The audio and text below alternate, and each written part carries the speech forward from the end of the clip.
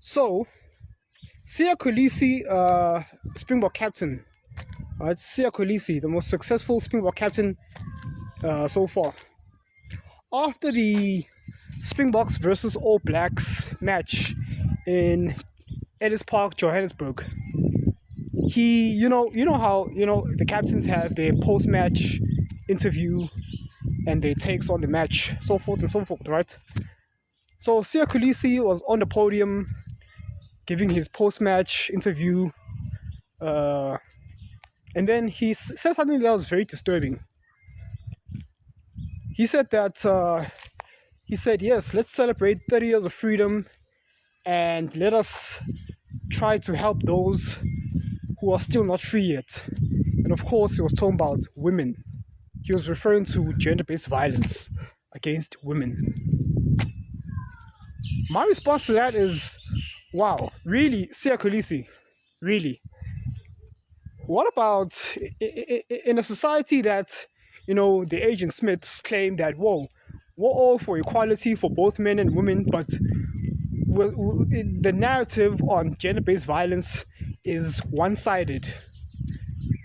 When you think about the phrase gender-based violence, you think about abuse against women. At the same time, ignoring gender-based violence against men. Now, look, we all know that as a man, it doesn't take much for a woman to just totally ruin your life, okay?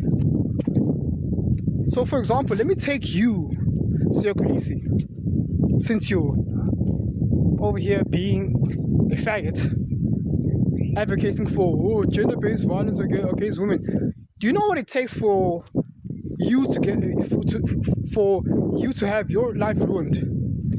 If your wife, God forbid, she goes to a police station and falsely claims, abuse or sexual assault, or not even your wife, let's just say a woman, a female friend from your past, that she's feeling a little bit jealous of your success, and then she decides to go to a police station and open a case against you for sexual assault. I don't want to use the R word. You know what the R word is. For sexual assault, you are getting arrested on the spot. You're getting your door kicked down ASAP. But let you try, doing that to a woman, they will laugh you out of the police station. Because there is a gender bias when it comes to, male to female dynamics.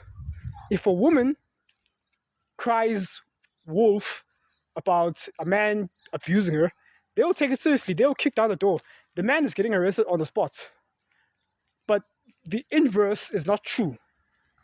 It's not easy for you to go to a police station as a man and say that a woman assaulted you or she tried to force herself on you.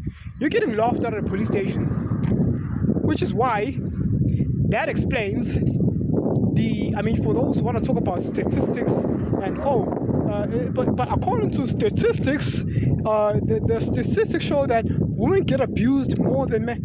Okay, yeah, I just explained to you the reasons why men tend not to report such crimes committed against them. I just explained to you why.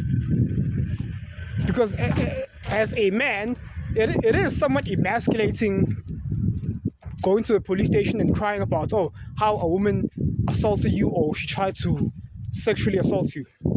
It is somewhat emasculating. Hence the reason why men tend not to do it. Because no one cares about a man's pain. I'm not saying they should, but from what I was told,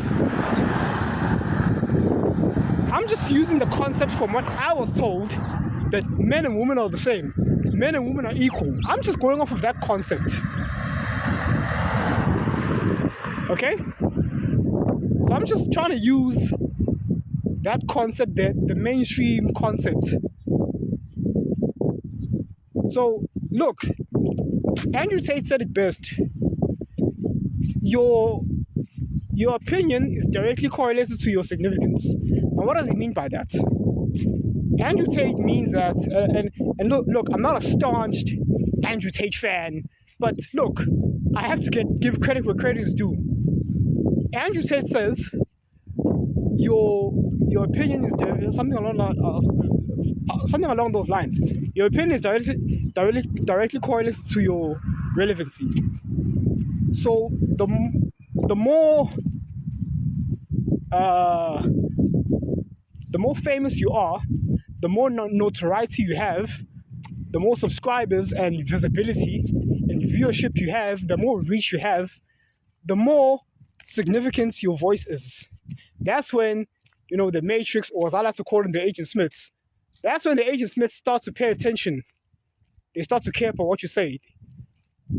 They start to want to control you. And if you don't go along with their narratives, they try to cancel you.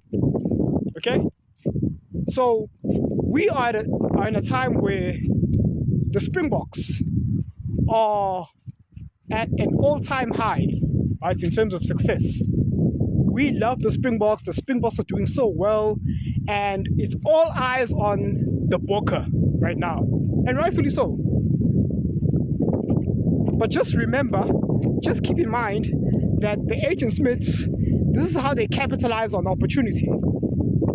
Since now the Springboks are doing well, and it's all eyes on the box, now is the opportune moment for them to expound their woke talking points. And regular